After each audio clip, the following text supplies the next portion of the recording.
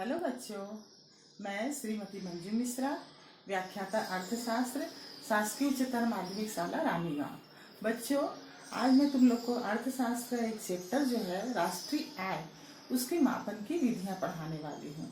राष्ट्रीय आय के मापन की विधियों में दो विधि होती है, एक होती है आय विधि और दूसरी होती है व्यय विधि। बच्चे, वैसे भी मैं जानती हूँ कि तुमको ये विषय जो है, यह चैप्टर जो है थोड़ा कठिन लगता है, तो आज उसमें की एक विधि जो है राष्ट्रीय आय के मापन की आय विधि, वही मैं तुम्हें पढ़ाने वाली हूँ। तो चलिए शुरू करते हैं। चलिए बच्चों, आज हम शुरू करते हैं फिर राष्ट्रीय आय के मापन की विधियाँ। राष्ट्रीय आय के मापन की विधियाँ में पहली विधि है आय विधि।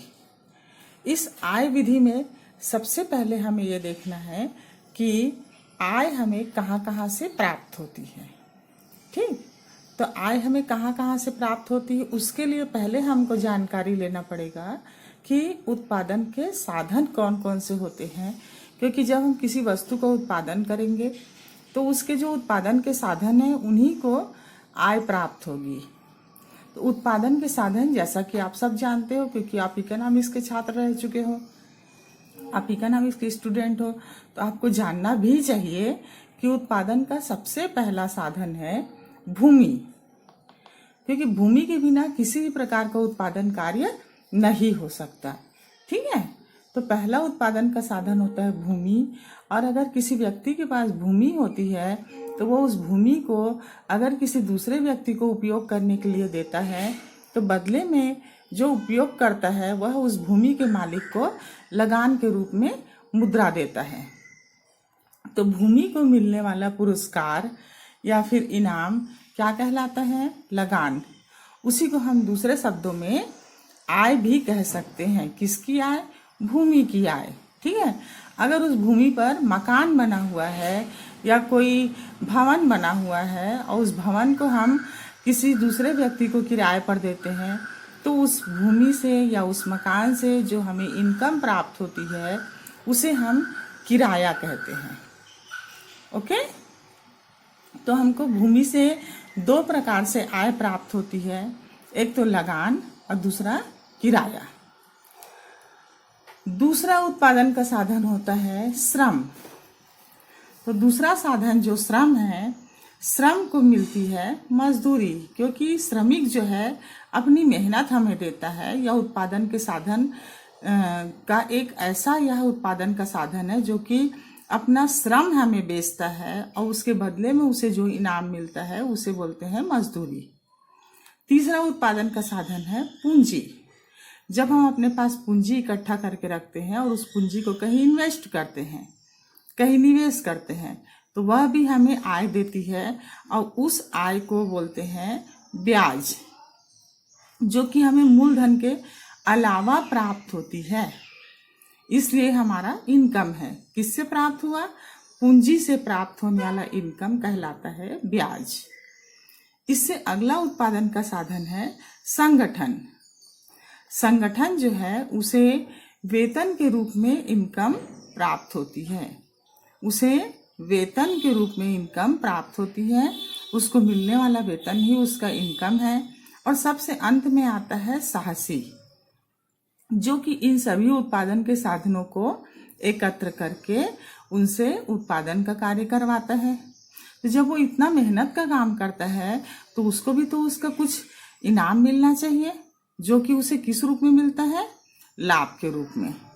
तो यहाँ पर हम क्या देखते हैं कि उत्पादन के जितने भी साधन हैं, ये जो 5 साधन हैं, इन 5 साधनों को किस किस रूप में उनका इनकम हुआ? भूमि को मिला लगान, श्रम को मिली मजदूरी, पूंजी को मिला ब्याज, संगठन को मिला वेतन और साहसी को मिला लाभ। तो अब तो बच्चों आपको ये पता चल गया होगा कि उत्पादन के सभी साधनों को उनसे इनकम होती है, या जो भी वो कार्य करते हैं उनसे उन्हें इनकम होती है। तो हमारा आज का विषय भी यही है। राष्ट्रीय आय के मापन की विधियां में आय विधि के द्वारा हमें राष्ट्रीय आय ज्ञात करना है। तो चलो क्यों ना एक हम क्वेश्चन इसमें हल करके देखें। अब आपके सामने ये क्वेश्चन है,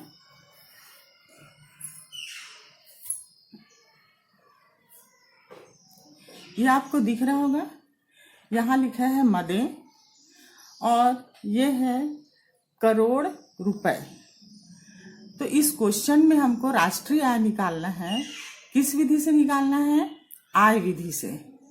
तो इसमें सबसे पहला मद जो हमको नजर आ रहा है ये है मजदूरी, दूसरा मद है लगान, तीसरा मद है ब्याज, चौथा है लाभ और पांचवा है घिसावट व्यय। और इनकी जो मजदूरी है, जो इनको होने वाली इनकम है, वो किस में दिखाई गई है? करोड़ रुपए में, है ना। इसलिए हमने सबके सामने अलग अलग करोड़ रुपए नहीं लिखा है, एक बार लिख दिया है करोड़ रुपए, मतलब सबके सामने करोड़ रुपए लिखा हुआ है। आपको मान के चलना है। जैसे मजदूरी 10,000 करोड़ रुपए, लगान 5,000 करोड़ रुपए, ब्याज 4,000 करोड़ रुपए, लाभ 3,000 करोड़ रुपए और घिसावट व्यय 1,000 करोड़ रुपए। ओके, तो अब हमको सबसे पहले ये डिसीजन लेना है कि इनमें से आय हमें कहाँ कहाँ से हो रही है। अभी थोड़ी देर पहले हमने देखा कि भूमि को लगान, श्रम को मजदूरी, पूंजी को ब्याज, संगठन को वेतन, साहसी को लाभ। तो अब हम देखते हैं कि इनमें से कौन कौन से मद ऐसे हैं जो आय के रूप में हमारे सामने हैं। मजदूरी ये एक प्रकार का आय है, लगान ये भी एक प्रकार का आय है, ब्याज ये भी आय में ही आता है, अभी थोड़ी देर पहले हमने पढ़ा, और लाभ ऐसा आय है जो साहसी को प्राप्त होता है। ठीक, तो यहाँ पर 4 मद ऐसे हैं जो हमें दिख रहे हैं आय के रूप में। 5वां मद हम देखते हैं घिसावट व्यय। घिसावट व्यय, व्यय का मतलब होता है खर्चे, तो खर्चे को तो हम आय नहीं बोल सकते हैं। तो अब हम राष्ट्रीय आय निकालने के लिए एक फार्मूला तैयार करेंगे। फार्मूला आप स्वयं तैयार कर सकते हैं। पहला आय, जो जिस मद के द्वारा आपको पहली इनकम हो रही है उसे सबसे पहले लिख दीजिए। तो हमने लिखा मजदूरी प्लस दूसरा लगान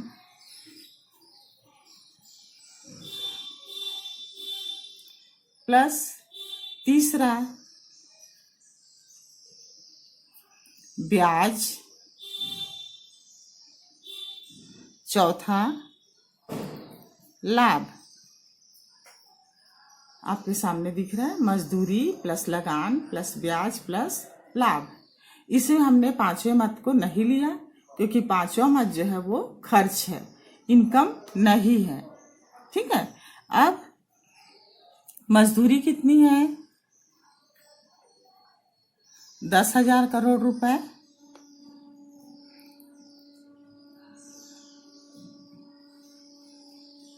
प्लस लगान है 5,000 करोड़ रुपए प्लस ब्याज 4,000 और अंत में लाभ 3,000। अब हमें इन सभी मदों को आपस में जोड़ लेना है, ऐड करना है इन सबको। तो 10,000 प्लस 5,000 प्लस 4,000 प्लस 3,000, ये कुल हमारा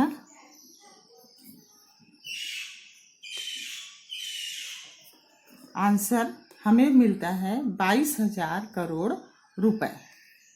इसे आप लिखेंगे आंसर 22,000 करोड़ रुपए। करोड़ रुपए यहाँ पर आपको जरूर लिखना है, नहीं तो आपके एक नंबर भी कट सकता है।